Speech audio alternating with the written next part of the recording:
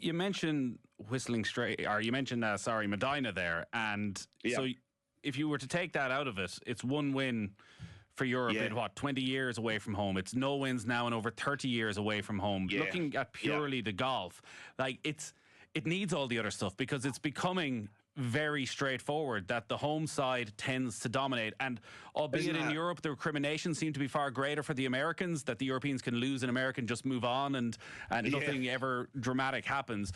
But in a purely sporting point of view, do they need to change something? Well, funnily, I mean, you make a very good point. Before this, people were saying, well, we've got to take the setup out of the hands of the home team because that's what happened in France. That's what happened at Whistling Straits.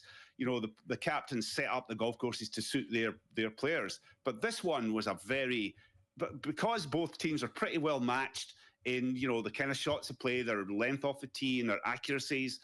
So this was a very kind of neutral setup. So what people have been asking for is, we need neutral setups to make it more of a contest. That's what actually happened this time.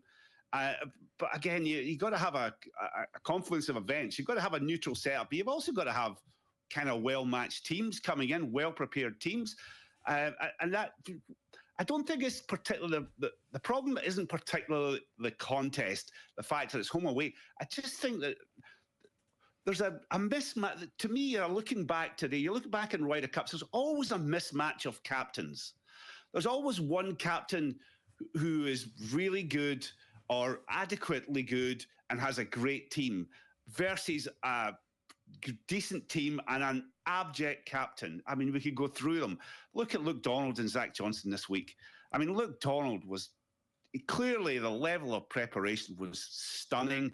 No stone left unturned. He'd spoken a lot about his admiration of Bernard Langer's captaincy when Donald played his first Ryder Cup in 2005 in Detroit. And he spoke glowing and basically just mimicked it. As I say, no stone was left unturned.